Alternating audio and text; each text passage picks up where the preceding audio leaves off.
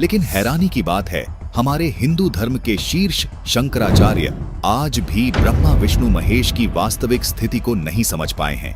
ये हैं हिंदू धर्म के शीर्ष शंकराचार्य जगन्नाथ पुरी के पीठाधीश्वर श्री निश्चलानंद सरस्वती जी महाराज। इनकी एक प्रवचन सभा में एक बच्चे ने बहुत ही सधा हुआ सवाल किया। पहले इस बच्चे का सवाल सुन लीजिए। मैं कक्षा 5 का छात्र हूँ और मेरा ये प्रश्न है कि शिव पुराण में तो ये लिखा है कि महादेव सबसे बड़े हैं और विष्णु पुराण में ये लिखा है कि विष्णु जी सबसे बड़े हैं, तो फिर कौन सबसे बड़े है? दर्शकों, निसंदेह बच्चे ने बहुत अच्छा सवाल किया है, लेकिन क्या शंकराचार्य जी का जवाब भी इतना ही अच्छा होगा? सुनिए एक बार शंकराचार्य जी का जवाब। बहुत अच्छा प्रश्न। बैठो शर्मा जी, प्रेमनाथ प्रसिद्ध बैठ।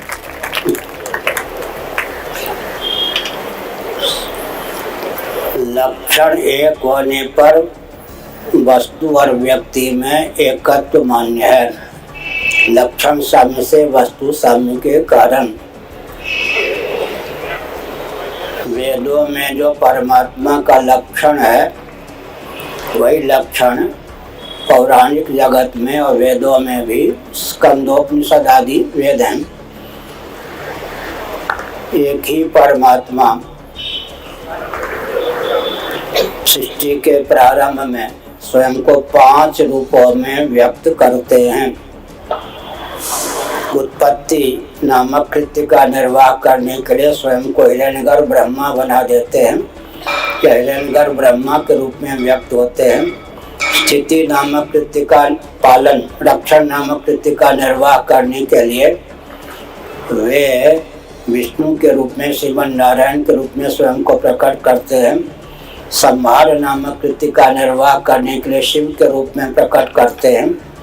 निग्रह नामक कृत्य का निर्वाह करने के लिए, कृत्य माने कार्य, शक्ति के रूप में स्वयं को व्यक्त करते हैं। अनुग्रह नामक कृत्य का निर्वाह करने के लिए गणपति या गणेश के रूप में स्वयं को प्रकट करते हैं। शिव पुराण में शिव जी को ब्रह्म कहा गया है, वही लक्षण विष्णु पुराण में विष्णु जी को लेकर है, देवी भागवत में देवी को लेकर है, गणेश पुराण में गणेश को लेकर है, सूर्य पुराण में सूर्य को लेकर है। तो लक्षण साम्य से वस्तु साम्य, सगुण साकार रूप है, लेकिन पूर्ण परमात्मा के ही सब अवतार हैं। दर्शकों, सुना आपने?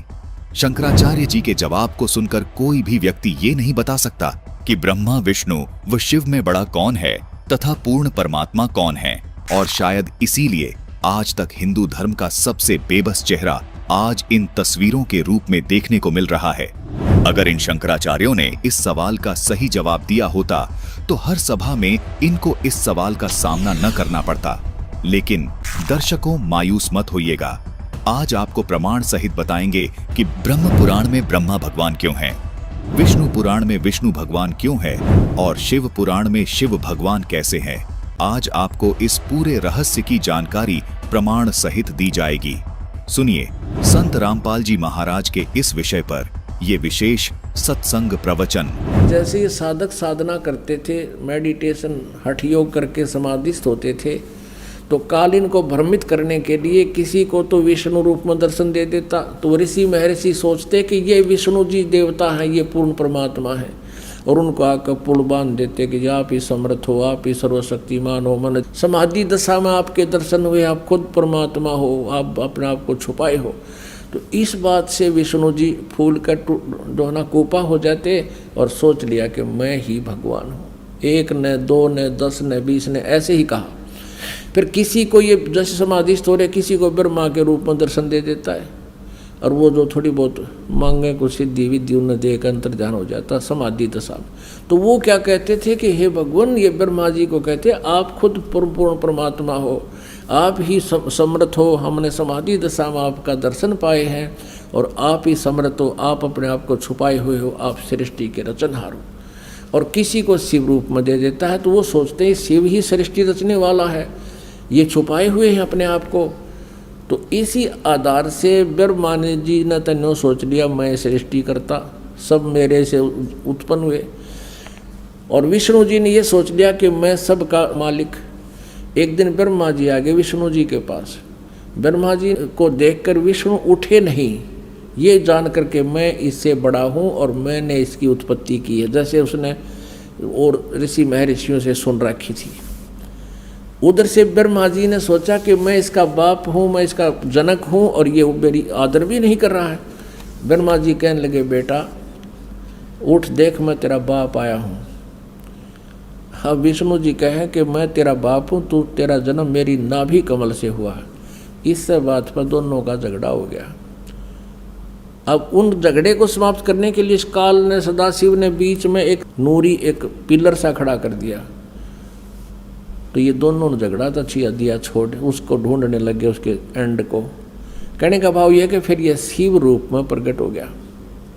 और फिर ये क्या समझाता है, ब्रह्मा विष्णु महेश इनसे प्रसन्न किया तो काल इनको धोखा देता है कि ये तो मेरा साकार रूप है, यो पिलर, और मैं निराकार रूप हूँ। मैं अब तुम्हारे सामने साकार बनकर आया हूँ, मैं ही भगवान हूँ, तुम अपने आप को भगवान मत समझो। अब देखो विद्वेश्वर संहिता,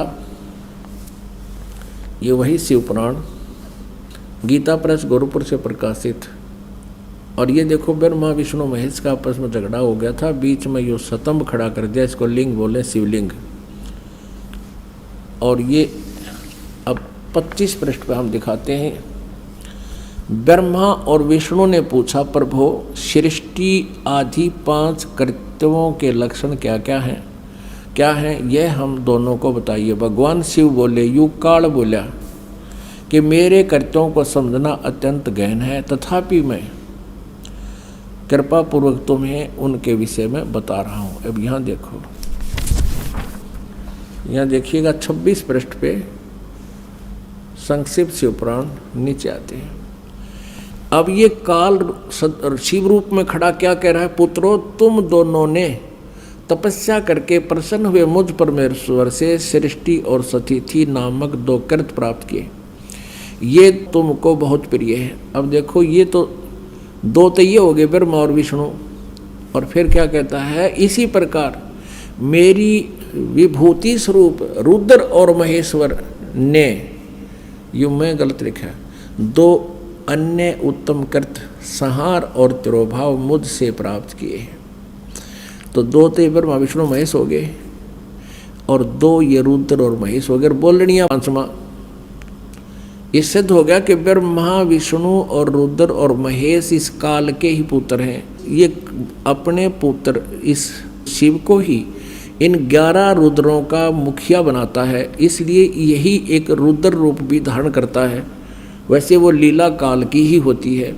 तो यहाँ ये महेश और रुद्र को 4 सुनकर अब भ्रम ना पड़ना, हमने ये देखना है कि ये ब्रह्मा विष्णु और महेश ये इनसे न्यारा है जो इनका पिता जो ये बोल रहा है जिससे इनका जन्म हुआ है। हमने 4 सिद्ध करने थे ये न्यारे न्यारे।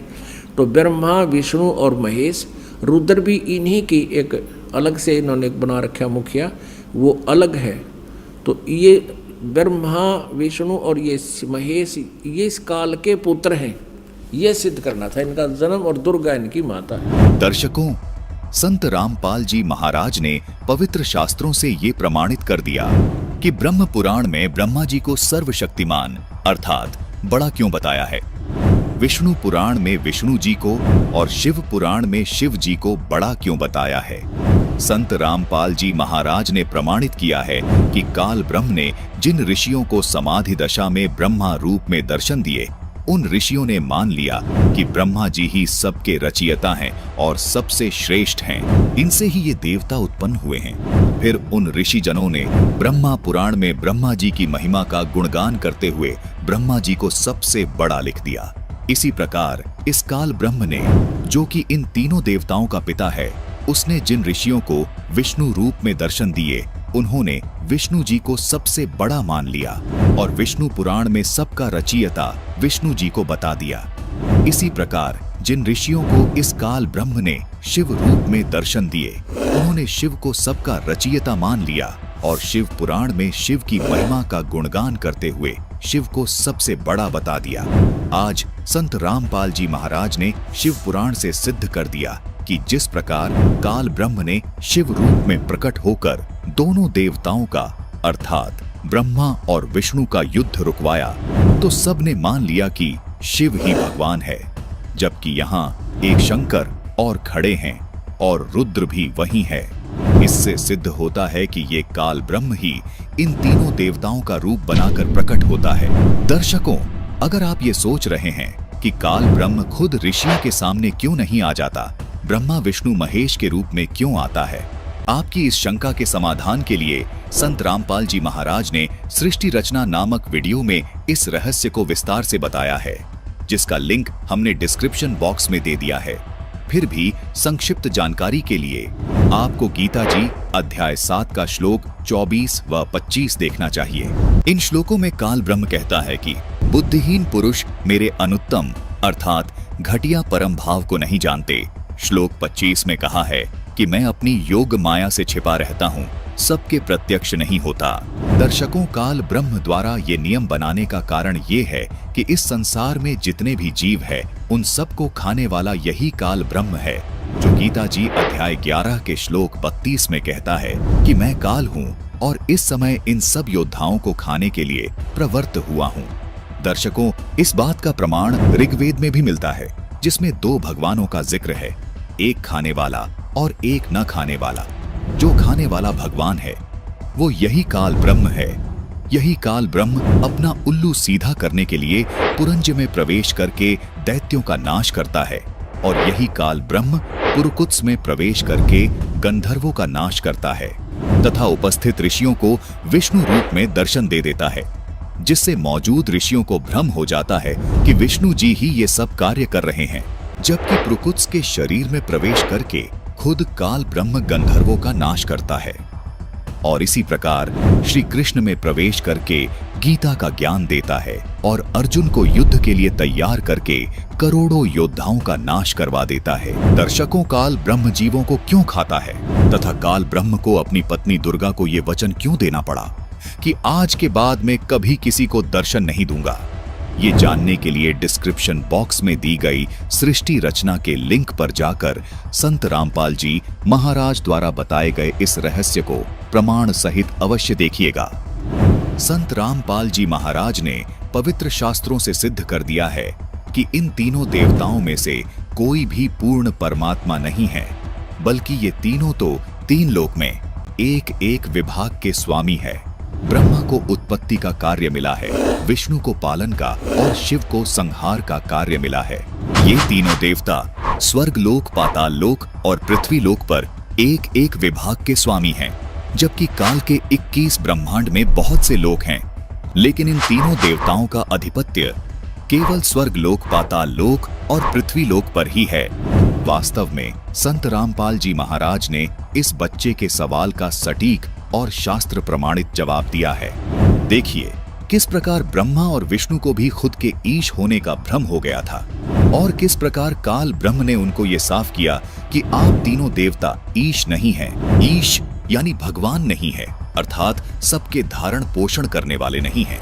ये है शिव महापुराण हिंदी टीका सहित भाग 1 विधा वृद्धि पंडित ज्वाला प्रसाद जी मिश्र कृत हिंदी टीका सहित, जिसके प्रकाशक हैं खेमराज श्री कृष्ण दास, जो कि मुंबई से प्रकाशित है। इसके रुद्र संहिता 1 अध्याय 6 से 10 में लिखा है कि दोनों के युद्ध को देखते हुए काल यानी ब्रह्म, जो तीनों देवताओं के पिता हैं, अपने तीसरे पुत्र शिव का रूप बनाकर युद्ध के मैदान में प्रकट हो जाते हैं।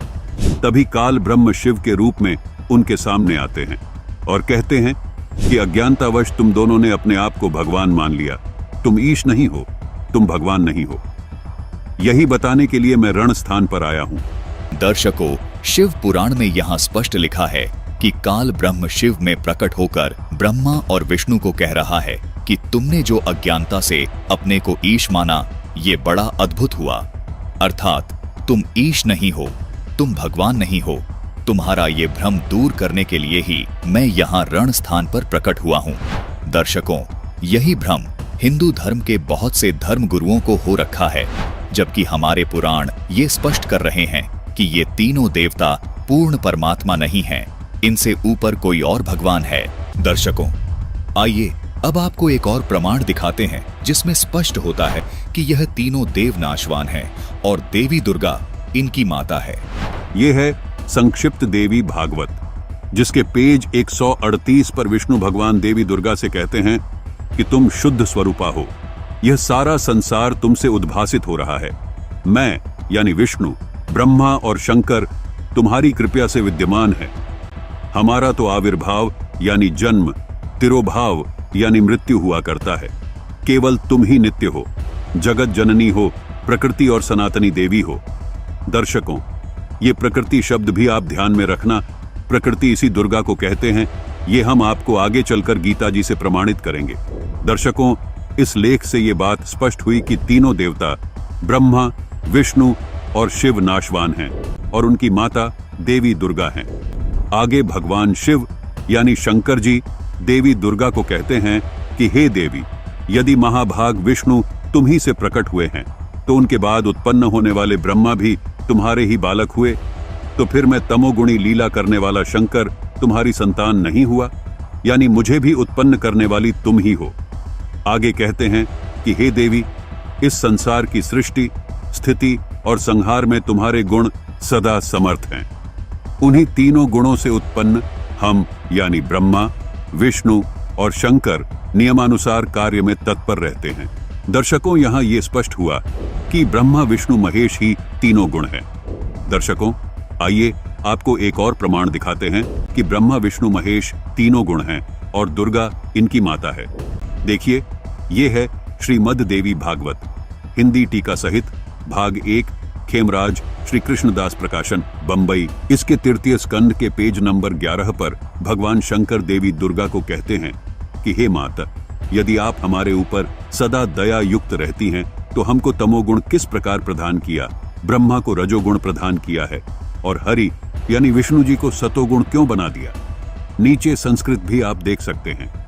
यदि दया धर्मना न सदाम्बिके कथम अहम विहित च तमोगुण कमल ज रजो गुण संभव सुविहित कीमो सतो गुणो हरि।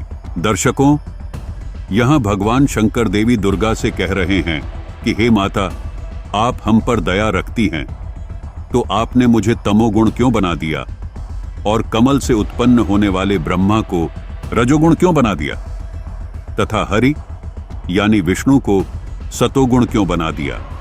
इससे स्पष्ट हुआ कि ये तीनों गुण ब्रह्मा, विष्णु और महेश हैं। दर्शकों, अभी आपको एक और प्रमाण दिखाते हैं जिससे ये बिल्कुल स्पष्ट हो जाएगा कि ये तीनों देवता ही तीन गुण हैं।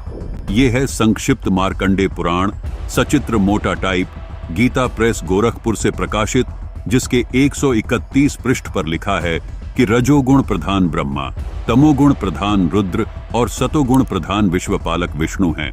ये ही तीन देवता हैं और ये ही तीन गुण हैं। दर्शकों, मार्कंडेय पुराण ने यह स्पष्ट कर दिया कि ये तीनों देवता ही तीन गुण हैं। आइए अब देखिए इन तीन गुणों की भक्ति करने वालों के विषय में श्रीमद् देवी भगवत गीता जी में क्या लिखा है। ये है श्रीमद् भगवत गीता, गीता प्रेस गोरखपुर से प्रकाशित, अध्याय 7 के श्लोक 12 में लिखा है कि जो सतोगुण से उत्पन्न होने वाले भाव हैं और जो रजोगुण से तथा तमोगुण से होने वाले भाव हैं, उनको तू मुझसे ही होने वाला ऐसा जान। इस श्लोक में यह स्पष्ट हुआ कि रजोगुण यानी ब्रह्मा से उत्पत्ति, सतोगुण विष्णु से स्थिति और तमोगुण शिव जी से संहार हो रहा है। अध्याय 7 के श्लोक 13 में लिखा है कि गुणों के कार्य रूप सात्विक, रजस और तमस, इन तीनों प्रकार के भाव से ये सारा संसार मोहित हो रहा है, इसलिए इन तीनों गुण से परे मुझे नहीं जानते। अध्याय 7 के श्लोक 14 में लिखा है कि ये त्रिगुणमयी माया बड़ी दुस्तर यानी घटिया है। जो पुरुष इस माया का उल्लंघन कर जाते हैं वो संसार से पार हो जाते हैं। दर्शकों, गीता ज्ञान दाता का कहना है कि जो साधक इन तीनों गुणों की भक्ति न करके ऊपर उठ जाते हैं यानी मेरी भक्ति करते हैं, उनको ज्यादा लाभ मिलता है। अध्याय 7 के श्लोक 15 में लिखा है कि इस त्रिगुण माया के द्वारा यानी ब्रह्मा, विष्णु, महेश के द्वारा जिनका ज्ञान हरा जा चुका है, वे आसुर स्वभाव को धारण किए हुए मनुष्यों में नीच, दूषित कर्म करने वाले मूढ़ लोग मुझको नहीं भजते। दर्शकों, यहाँ इस भजते शब्द पर गौर करना जरूरी है। भजना मतलब पूजा करना, भक्ति करना। यहाँ गीता ज्ञानदाता ने स्पष्ट किया है, जिनका ज्ञान त्रिगुणमयी माया के द्वारा हरा जा चुका है।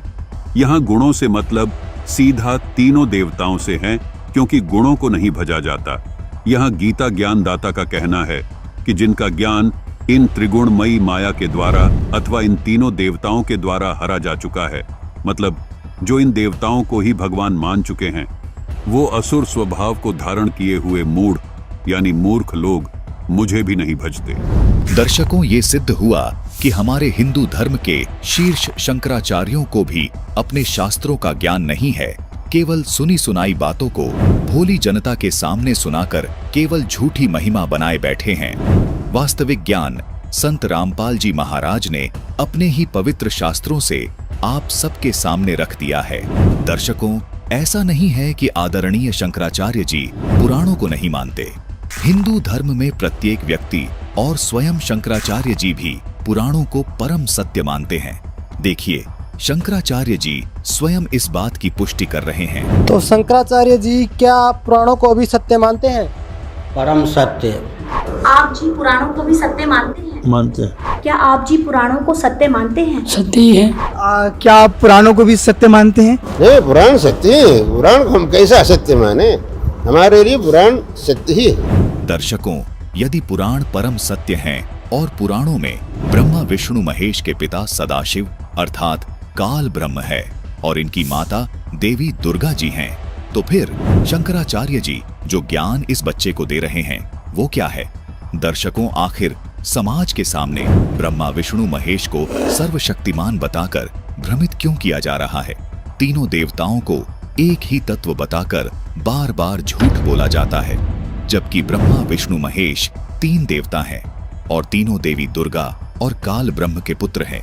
ये बात संत रामपाल जी महाराज ने अपने पवित्र पुराणों से सिद्ध कर दी है।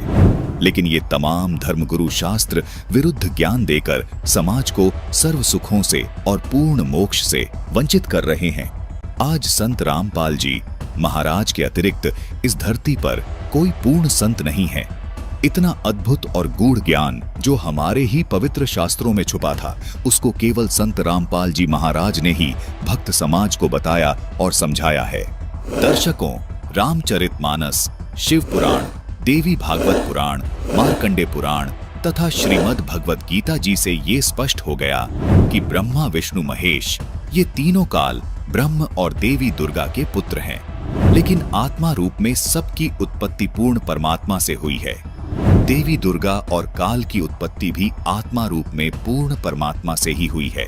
रामचरितमानस की इस चौपाई में बिल्कुल स्पष्ट है कि वेद जिन्हें नेति नेति कहकर निरूपण करते हैं वो आनंद स्वरूप, उपाधि रहित और अनुपम है, जिनके अंश से अनेकों शिव, ब्रह्मा और विष्णु भगवान प्रकट होते हैं। कि वेदों में जिसको पूर्ण परमात्मा बताया गया है वो पूर्ण परमात्मा इतना समर्थ है कि ब्रह्मा, विष्णु और महेश उनके अंश से आत्म रूप में प्रकट हुए हैं। यहाँ स्पष्ट है कि ब्रह्मा, विष्णु और शिव पूर्ण परमात्मा नहीं है।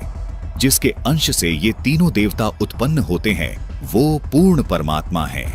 रामचरितमानस में कहा है कि ईश्वर अंश जीव अविनाशी, चेतन अमल सहज सुखरासी, यानी ईश्वर से ही उत्पन्न होने के कारण आत्मा अविनाशी है, यानी आत्मा कभी नहीं मरती। जिस परमेश्वर से जीव आत्मा उत्पन्न हुआ है वह परमेश्वर अविनाशी, चेतन, निर्मल और स्वभाव से सुख की राशि है। लेकिन सब जीवों के शरीर नाश हो जाते हैं, जिसका समर्थन गीता अध्याय 15 श्लोक 16 भी करता है। आत्मा को अविनाशी इसीलिए कहा गया है क्योंकि आत्मा रूप में ब्रह्मा, विष्णु, महेश, दुर्गा व क्षर पुरुष यानी गीता ज्ञान दाता तथा सर्व प्राणियों की उत्पत्ति उसी पूर्ण परमात्मा ने की है।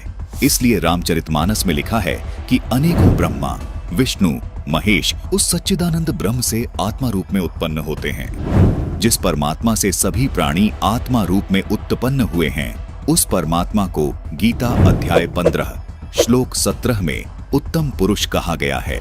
उसी परमात्मा को तीनों लोकों में धारण पोषण करने वाला परमात्मा तथा वास्तव में अविनाशी परमेश्वर कहा गया है।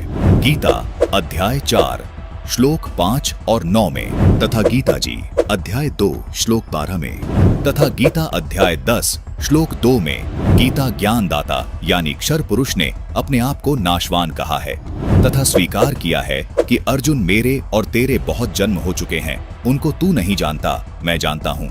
इससे सिद्ध हो जाता है कि क्षर पुरुष यानी गीता ज्ञानदाता जो ब्रह्मा, विष्णु, महेश के स्थूल शरीर का पिता है, वो भी अविनाशी नहीं है, उसका शरीर भी नष्ट होता है। अब आपको गीता अध्याय 15 श्लोक 16 से भी स्पष्ट करते हैं। इस श्लोक में कहा है कि दो पुरुष हैं, क्षर पुरुष और अक्षर पुरुष, तथा इनके अंतर्गत सब प्राणियों के शरीर तो नाशवान है, यानी ये सब नष्ट होते हैं, परंतु आत्मा सबकी अविनाशी है। इसलिए ही रामचरितमानस में कहा है कि ईश्वर अंश जीव अविनाशी, चेतन अमल सहज सुखरासी, यानी परमात्मा का अंश होने के कारण आत्मा का कभी नाश नहीं होता। गीता अध्याय 15 श्लोक 17 में पूर्ण परमात्मा को उत्तम पुरुष और अविनाशी इसलिए कहा गया है क्योंकि उत्तम पुरुष यानी पूर्ण परमात्मा का शरीर भी अविनाशी है। इस उत्तम पुरुष को परमात्मा भी इसलिए कहा गया है क्योंकि ये पूर्ण रूप से अविनाशी है, सब आत्माओं का स्वामी है, जिसका शरीर भी कभी नष्ट नहीं होता। इस उत्तम पुरुष के लोक में किसी प्रकार का कोई दुख नहीं है, ये किसी को दुख नहीं देता, सिर्फ सुख ही सुख देता है। इसलिए इसी परमात्मा को रामचरितमानस में सुख की राशि भी कहा है। जिस गीता ज्ञानदाता काल के लोक में हम रह रहे हैं, इस लोक के मालिक को परमात्मा नहीं कहा जा सकता, क्योंकि इस काल लोक में कोई सुखी नहीं है। इसलिए पूरी गीता जी में गीता ज्ञानदाता ने अपने को कहीं भी परमात्मा नहीं कहा, केवल उस उत्तम पुरुष को ही परमात्मा तथा अविनाशी परमेश्वर कहा है। दर्शकों, गीता जी में अन्य स्थानों पर जहां भी परमात्मा शब्द से संबोधन किया गया है, वो इसी उत्तम पुरुष अर्थात सच्चिदानंद घन ब्रह्म के विषय में बोला गया है। अर्थात पूर्ण परमात्मा का शरीर कभी नष्ट नहीं होता। इसीलिए इस श्लोक में लिखा है कि वो उत्तम पुरुष तो अन्य ही है जो वास्तव में अविनाशी है, उसी को परमात्मा कहा गया है। संत रामपाल जी महाराज सभी को आदि सनातनी भक्ति पर इसलिए दृढ़ कर रहे हैं ताकि हम सब आदि सनातनी भक्ति करके उस उत्तम पुरुष के अविनाशी लोक में चले जाएं, जहां जाने वाली सभी जीवात्माओं को भी अविनाशी शरीर प्राप्त होता है। अविनाशी शरीर होने के कारण उस शाश्वत लोक में पुनर्जन्म व मृत्यु नहीं होती, जहां जाने के बाद साधक लौटकर इस काल लोक में कभी वापस नहीं आते। इसी को पूर्ण मोक्ष कहा जाता है। गीता अध्याय 18 श्लोक 62 में गीता ज्ञानदाता इसी अविनाशी लोक की बात कर रहा है। यही वो शाश्वत यानी सदा रहने वाला स्थान सतलोक है, जहां जाने के बाद साधक इस संसार में यानी इस क्षर पुरुष गीता ज्ञानदाता जो ब्रह्मा, विष्णु, महेश के स्थूल शरीर का पिता है, इस ब्रह्म के लोक में लौटकर कभी वापस नहीं आते।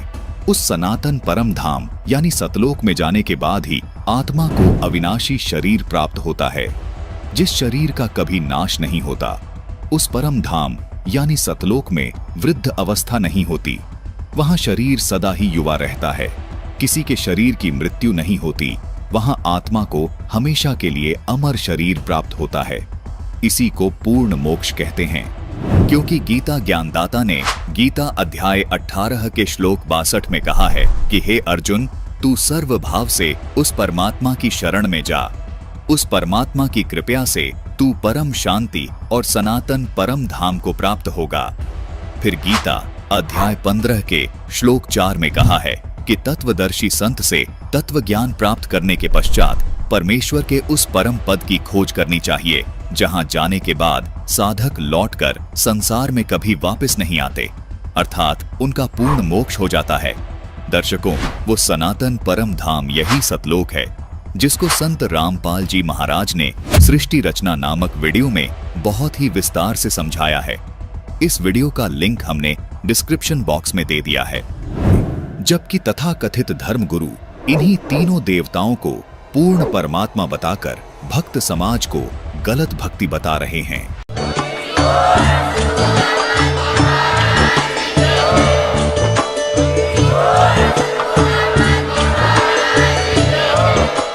अगर आप ये वीडियो YouTube पर देख रहे हैं तो हमारे चैनल को सब्सक्राइब करें और बेल आइकन को दबाना ना भूलें। अगर आप फेसबुक पर ये वीडियो देख रहे हैं तो हमारे पेज को लाइक करें।